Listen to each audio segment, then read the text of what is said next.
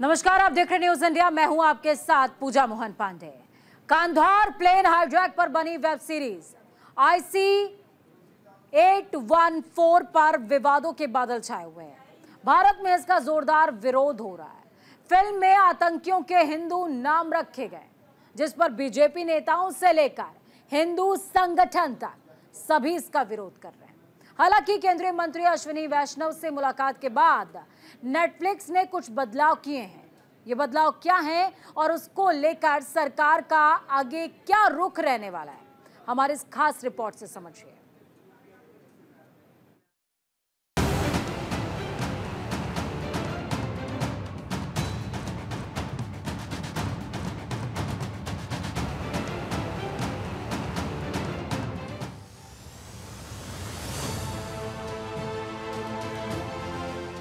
1999 में हुए कंधार विमान हाईजैक पर बनी film IC 814 the Kandahar hijack release के पहले दिन से ही विवादों में है। फिल्म में आतंकियों के हिंदू नाम रखे गए हैं, जिस पर भारत सरकार ने कड़ा ऐतराज जताते हुए नेटफ्लिक्स को तलब किया है। वेब सीरीज में आतंकियों के नाम चीफ, डॉक्टर, बर्गर, भोला और शंकर को लेकर बाइकॉट की मांग की जा रही है। साधु संतों समेत कई लोगों ने शंकर और भोला नाम पर आपत्ति जताई है। बवाल बढ़ने पर सूचना और प्रसारण मंत्रालय ने नेटफ्लिक्स कंटेंट हेड को सम्मन भेजकर आपत्ति दर्ज कराई। इसके बाद केंद्रीय मंत्री अश्विनी वैष्णव से Netflix content head Monika Shergill ने मुलाकात की और वेब सीरीज के शुरुआती डिस्क्लेमर को अपडेट करने के बारे में चर्चा की।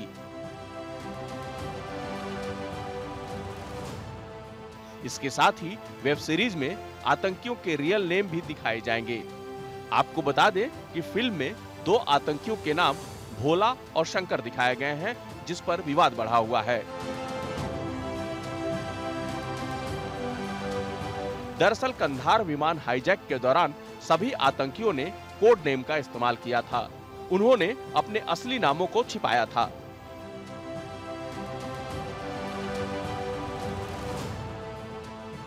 नेटफ्लिक्स ने आतंकियों को उन्हीं कोड नेम से दिखाया है, जबकि उनके असली नाम को लेकर कोई खुलासा नहीं किया गया है।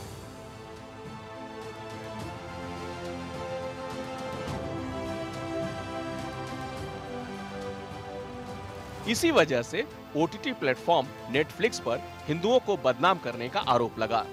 Web series IC 814 the Kandahar hijack के रिलीज होने के 5 दिनों में ही विवाद इतना बढ़ गया कि भारत सरकार को मामले में दखल देना पड़ा।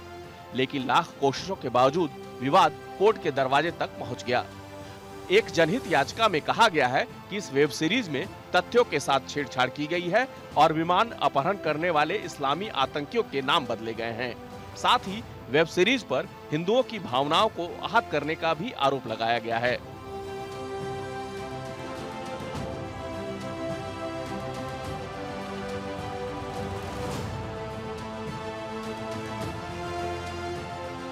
इसी बीच बीजेपी नेताओं ने भी वेब सीरीज के खिलाफ हल्ला बोल दिया है।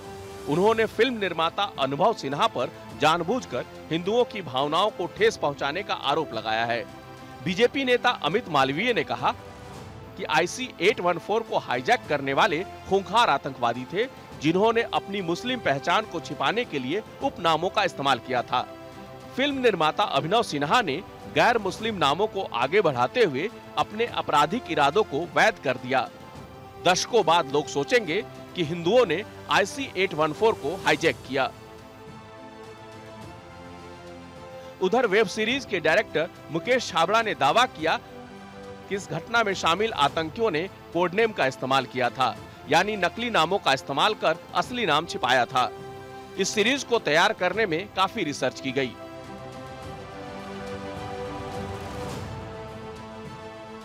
दरअसल 1999 में जिन 5 आतंकियों ने प्लेन हाईजैक किया था, वो सभी मुस्लिम थे।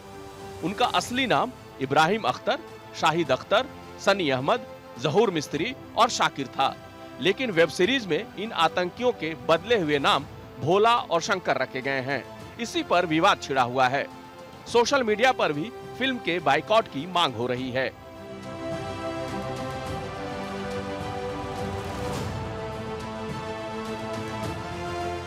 अब देखना होगा कि नेटफ्लिक्स की कंटेंट हेड मोनिका शेरगिल के ऐलान के बाद जो बदलाव किए गए हैं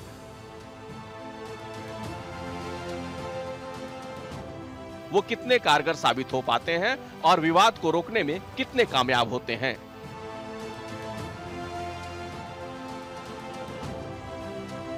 न्यूज इंडिया के लिए संजीव कुमार की रिपोर्ट।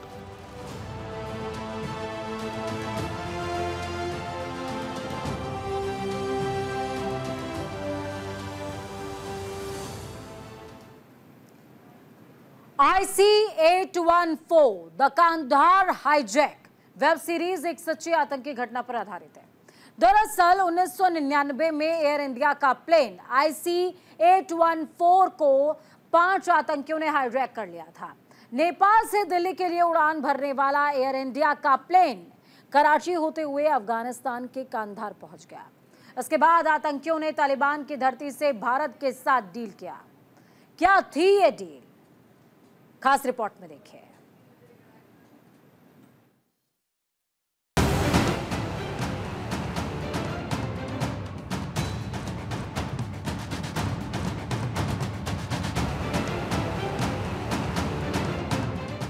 तारीख 24 दिसंबर 1999।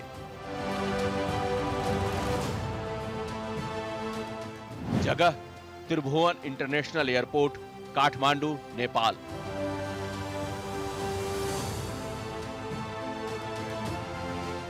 समय शाम 4:30।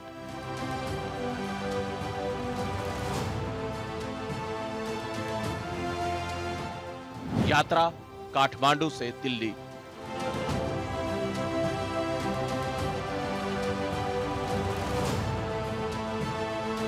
करीब 25 साल पहले नेपाल की राजधानी काठमांडू के त्रिभुवन इंटरनेशनल एयरपोर्ट पर इंडियन एयरलाइंस का एक विमान IC-814 राजधानी दिल्ली के लिए उड़ान भरने के लिए तैयार था।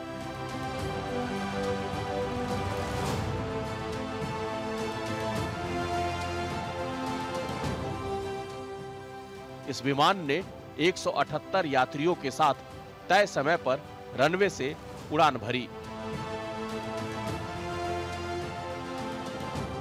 विमान ने गति पकड़ी और आसमान में उड़ने लगा। 1 घंटा 25 मिनट की इस यात्रा में सब कुछ ठीक ठाक चल रहा था। प्लेन हाईजैक होने की घटना से अनजान सभी यात्री आसमान में बादल को निहारते हुए यात्रा का लुत्फ उठा रहे थे।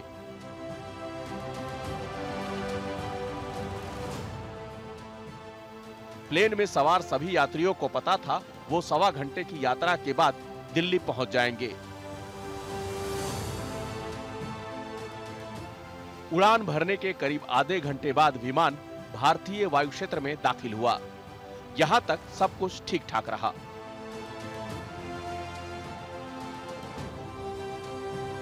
लेकिन अगले ही पल 5 हथियारबंद आतंकियों ने प्लेन में हथियार लहराने शुरू कर दिए और देखते ही देखते विमान हाईजैक कर लिया।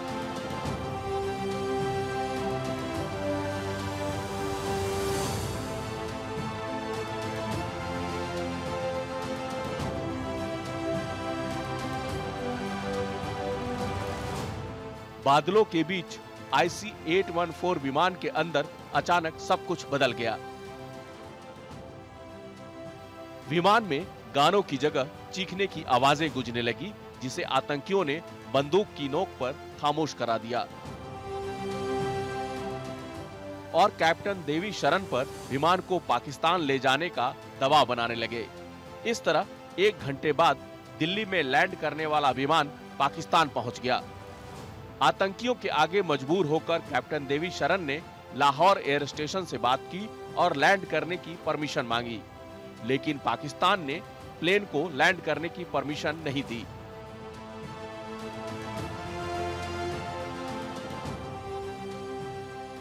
दरअसल फ्लाइट में इतना फ्यूल नहीं था कि उससे लंबी दूरी की उड़ान भरी जा सके। ऐसे में शाम 6 बजे विमान को अमृतसर एयरपोर्ट पर उतारा गया। यहां विमान 25 मिनट रुका, लेकिन कुछ दिक्कतों के चलते फ्यूल नहीं भरा जा सका। गुस्साए आतंकियों ने एक पैसेंजर रुपिन कात्याल का गला रेत दिया और दोबारा लाहौर की ओर बढ़ गए। उस वक्त भारत पाकिस्तान के बीच किसी तरह की बातचीत नहीं थी। कारगिल युद्ध खत्म ही हुआ था। रात 8:07 पर विमान ने लाहौर में लैंडिंग की। वहां से ईंधन भरने के बाद काबुल के लिए उड़ान भरी। लेकिन काबुल और कंधार में रात के वक्त लाइट्स का सही इंतजाम न होने के चलते विमान उतारा नहीं जा सका। इसके बाद विमान दुबई के लिए रवाना हो गया। दुबई के अल मिन्हत एयरफोर्स बेस पर विमान उतारा गया। यहाँ ईंधन भरने के एवज में महिलाओं और बच्चों को रिहा करने का समझौता हुआ। हाईजैकर्स ने 25 यात्रियों को रिहा किया और रुपिन कात्याल का शव भी यूएई अथॉरिटी को सौंप दिया।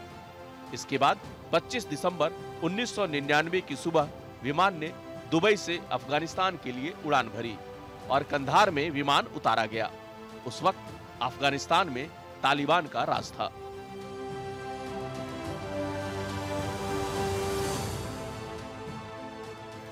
जिस समय यह घटना हुई उस वक्त भारत में अटल बिहारी वाजपेयी की सरकार थी। मौके की नजाकत को समझते हुए भारतीय अधिकारियों का एक दल हाईजैकर्स से बात करने के लिए कंधार पहुंचा, लेकिन कोई हल नहीं निकल पाया। उधर वाजपेयी सरकार पर मीडिया और बंधक यात्रियों के परिजनों का दबाव बढ़ता जा रहा था। 29 दिसंबर की रात कंधार हाईजैकर्स ने पाकिस्तान में अपने एक सहयोगी के जरिए मुंबई के एजेंट अब्दुल लतीफ से संपर्क किया। लतीफ को टीवी चैनल को यह संदेश देने के लिए कहा गया कि अगर उनकी मांगे नहीं मानी गई तो वो विमान का क्रैश कर देंगे।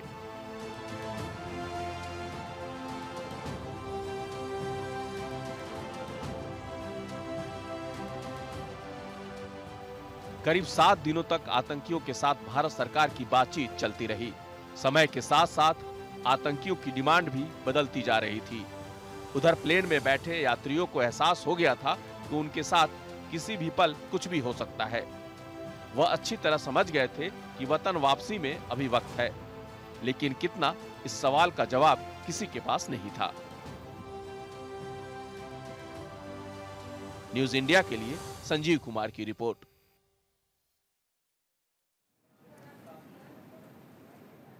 ये घटना करगिल युद्ध के 5 महीने बाद की थी। उस दौरान पाकिस्तान जंग में भारत के हाथों मिली करारी हाथ के चलते बुरी तरह से बौखलाया हुआ था। ऐसे में पाकिस्तान के एयर स्पेस के बिना कंधार जा पाना भारत के लिए नामुमकिन था। आतंकी इस बात को अच्छी तरह जानते थे कि भारत के लिए कंधार में ऑपरेशन चलाना आसान नहीं होगा।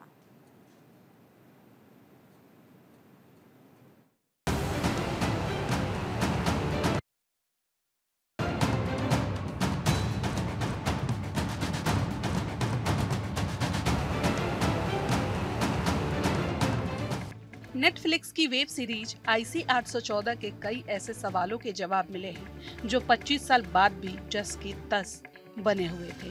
इन सवालों के जवाब देने से सरकार हमेशा बचती रही।